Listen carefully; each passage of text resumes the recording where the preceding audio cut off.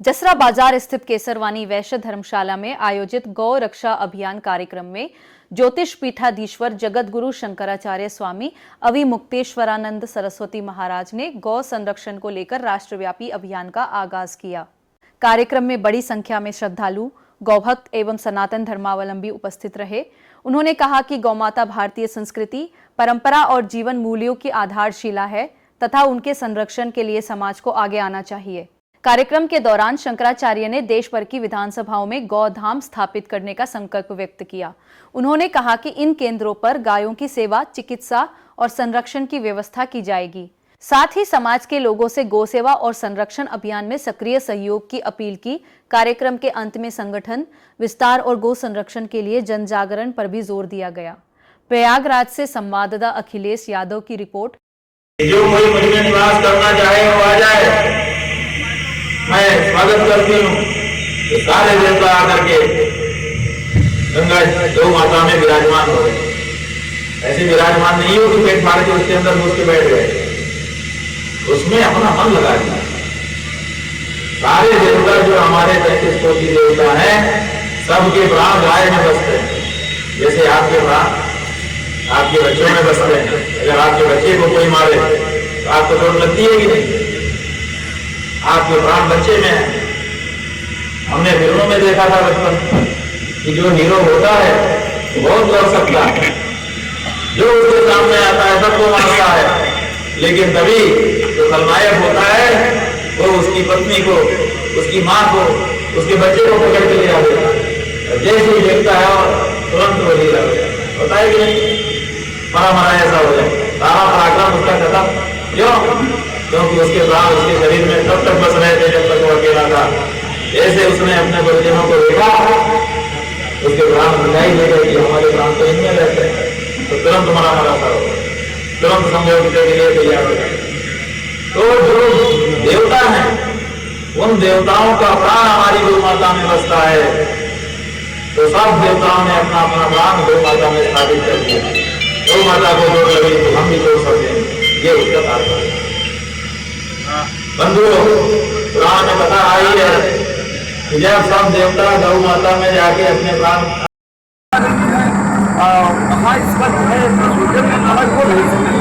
वो असल में जाते हैं जब बारे में आप लोग वहाँ जाइए, नहीं जाने दिया जाता। आप वहाँ पर जाइए, बाकायदा पहले से प्रशासन को सूचना दे करके जाइए।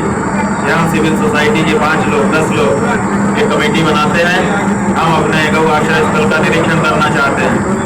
सिविल सोसाइटी के मन में जो भ्रम है उसको दूर करने के लिए हमें अनुमति दीजिए।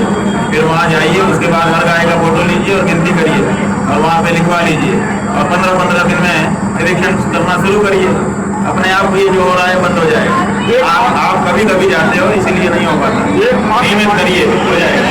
एक मांग और हमारी है, उस मांग को हम चाहते हैं जिससे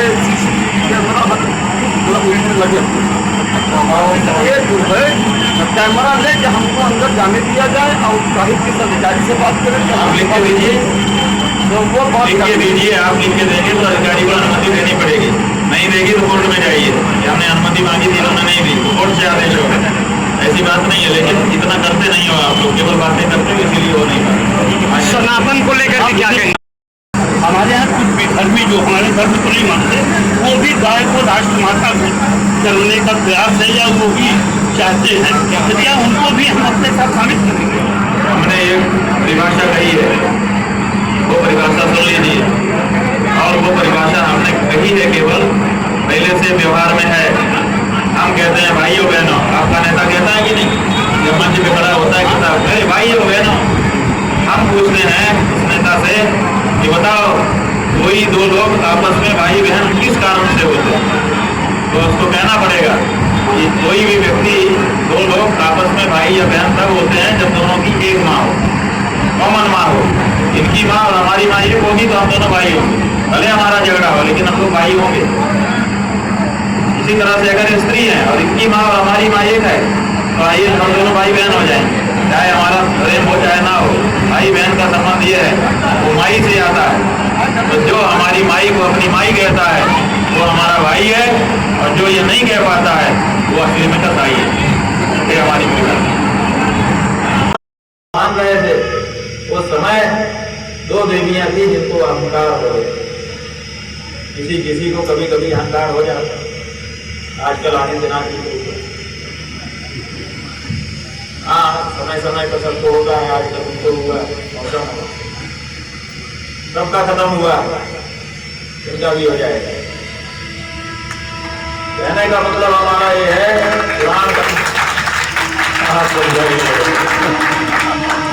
पुराण कथा में कहा गया है कि गंगा जी और लक्ष्मी जी को अभिमान था। लक्ष्मी जी कह रही थी आप सब हमारे पास आते हैं, हम कहीं नहीं जाएंगे। और गंगा जी कह रही थी कि हमें पाप बनाने की शक्ति है, हमसे बढ़कर के कौन है, हम कहीं नहीं जाएंगे। सारे देवता गौ माता में आके बैठ गए। गौ माता ने कहा बहुत अच्छा, सबका स्वागत है।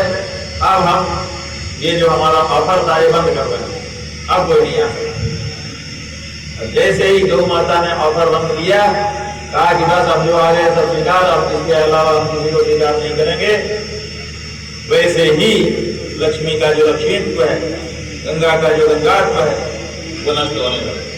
ये जो हीन होने लगी, गंगा में नहाने वाले के पाप गंगा धोना चाहती है, अब धो नहीं रहा है। लक्ष्मी जी किसी को संपन्न बनाना चाहती है, अब संपन्न हो नहीं रहा है। उन्होंने कहा अरे ये हमारे अंदर जो काबिलियत थी वो कहाँ गई? लोगों ने कहा वो तो गौ माता में चली गई। क्यों? क्योंकि गौ माता ने सब देवताओं को अपने में स्थान दे दिया। अब पंगत से बाहर जो रह जाता है उसकी इज्जत नहीं रह जाती। पंगत का मतलब ये होता है जैसे आप लोगों की पंगत लगी है, समझ खाने की पंगत अलग होती है, समाज तो समाज है। आज आप लोग तो बैठे हैं, कलम की पहली लोग से वो हत्या पूरे भारत में की जाएगी। इतिहास बता रहे हैं, दर्ज ऐसा। लेकिन आजाद होने के बाद 78 साल बीत गए बंधु। 78 साल, एक दो साल नहीं, कई पीढ़ियां गुजर गई। आज तक हमारे नेता गाय को पशु की सूची से जो अंग्रेजों ने बनाई थी अभी तक बाहर नहीं निकाला है, अभी तक मां कह के नहीं निकाला। इसका मतलब क्या है? इसका मतलब ये है कि अंग्रेज चले गए हैं, खुद चले गए हैं, अभी भी अपने प्रतिनिधि ही बैठा गए हैं, अभी भी हमारा आदमी गद्दी पे बैठा नहीं है। अगर हमारा बैठा होता तो हमारे अनुसार बोलता कि नहीं बोलते। अगर हम गाय को मां बोलते हैं तो हमारा प्रतिनिधि, उसकी औकात है, उसकी हिम्मत है कि वो हमारे विरुद्ध गाय को पशु बोले। लेकिन ये सरकारें बोल रही है कि नहीं बोल रही? इसका मतलब है ये सरकारें आज भी उसी रास्ते पे चल रही है जिस रास्ते पर अंग्रेज चला करते थे। अंग्रेजों के खिलाफ हम प्रोटेस्ट करते थे, धरना करते थे, प्रदर्शन करते थे। आज भी हम करते हैं। क्यों करते हैं? वो बड़ाई सरकार थी, उसके खिलाफ जो हम लोग अपनाते थे वही लोग आज भी हम अपनाए हुए हैं। क्यों? इसका मतलब कि अभी भी हमारी सरकार नहीं आई है। अभी भी अंग्रेज जब हम धरना प्रदर्शन करते थे हमारे ऊपर लाठी चलवाते थे, गोली चलवाते थे, पानी की बरसात बरसाते थे। आज भी बरसाते हैं कि नहीं बरसाते? बिल्कुल। तो सरकार तो वही है, आज भी कहाँ बदली है? इसलिए हमारा ये कहना है ये विदेशी सरकार भले लोग विदेशी ना हो लेकिन इनका तौर तरीका आज भी विदेशी बना हुआ है। इसलिए पूर्ण स्वदेशी सरकार बनाने के लिए आप सबको अब आगे आना चाहिए। और आगे आने का तरीका क्या है? जिस दिन गाय नष्ट होगी उसी दिन हम नष्ट हो जाएंगे, हमारा धर्म नष्ट हो जाएगा। इसलिए किसी भी दिशा में गौ रक्षा करनी है और गौ रक्षा करने के लिए देखिए धरना प्रदर्शन अनुनय विनय उपवास संतम सब हो चुका। अब सुनवाई नहीं हुई है। 78 साल बीत चुके हैं। विनय न मानस जगत जगत भय दिन बोले राम भय दिन हुए। हमारे नेताजी निर्भय हो गए। नारा दिए थी कि जनता अभय हो गई, अब खुद ही निर्भय हो गए हैं। जनता तो ऐसी है, बोल नहीं पा रही। कई लोग हम लोगों को फोन करके बोलते हैं, कई व्यक्तिगत रूप से अकेले में आके बोलते हैं कि हम भी आपके पास हैं, बिल्कुल सही आप कह रहे हैं, लेकिन हम तो थोड़ा बोल नहीं डरे हैं। तो जनता डरी हुई है और नेता निर्भय है, उनको कोई फर्क नहीं पड़ता है। इसलिए अब उनको भी भयभीत करने का मौका आ गया। और उनके प्राण जैसे देवताओं के प्राण गाय में है, ऐसे नेताओं के प्राण आपकी उंगली में है। ये उंगली अगर दुष्ट हो गई तो उनके प्राण खत्म हो जाए।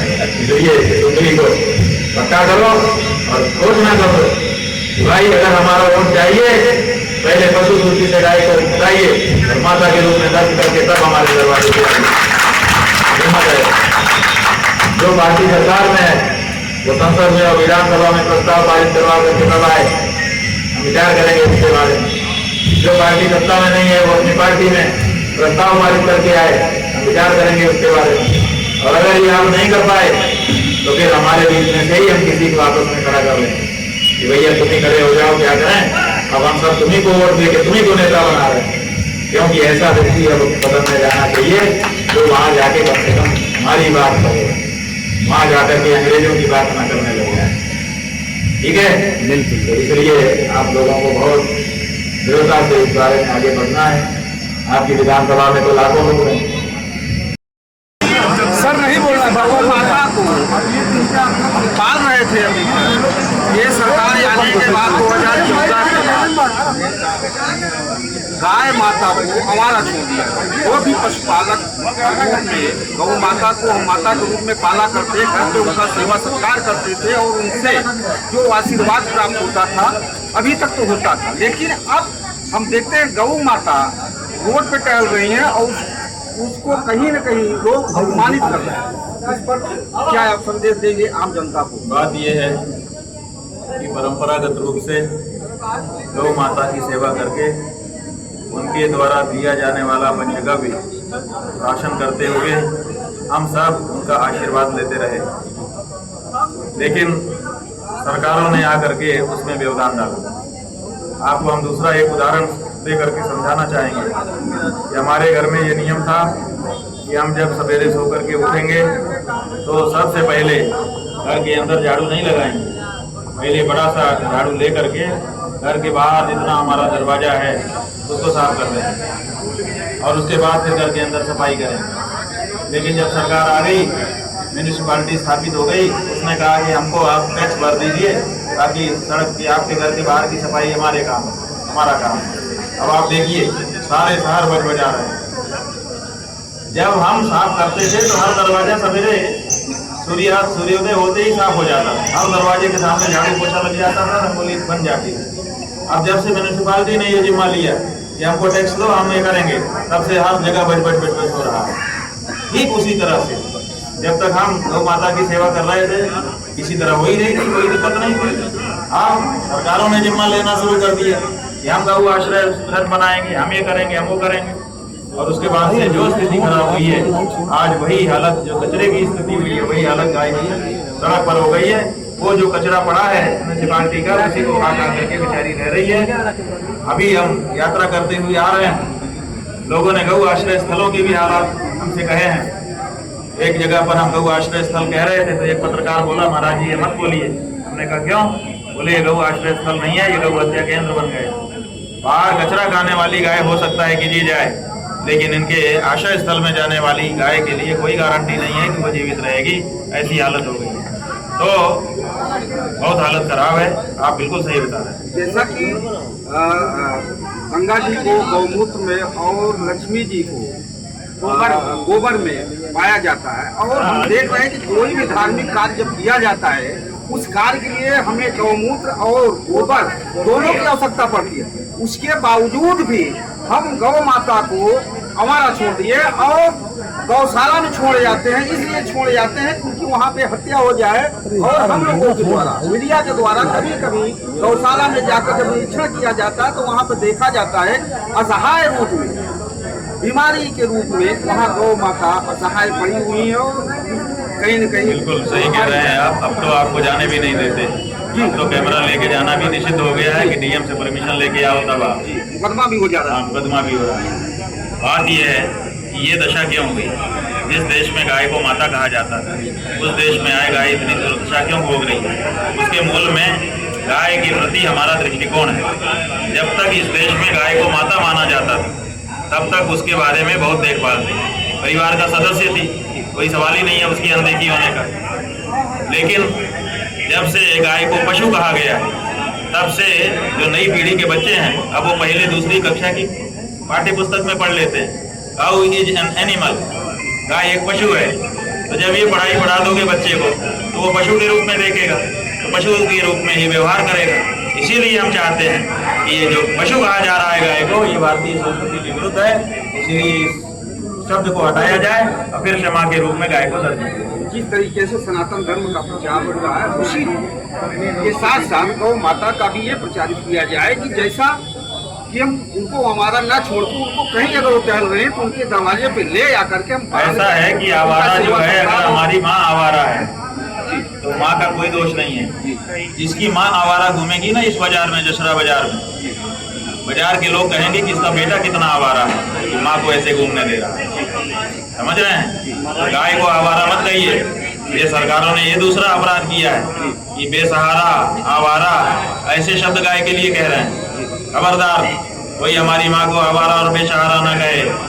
अगर कहे तो माँ कह करके संबोधित करे और उनके सम्मान के लिए जो कुछ करना चाहे करे।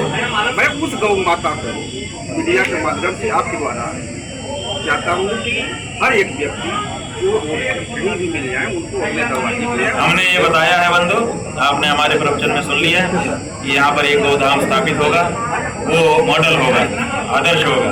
तो वहाँ पर गाय को जब हमारे बच्चे देखेंगे तब कहें समझेंगे अच्छा गाय ऐसे रहती है, तो उनकी धारणा बदलेगी।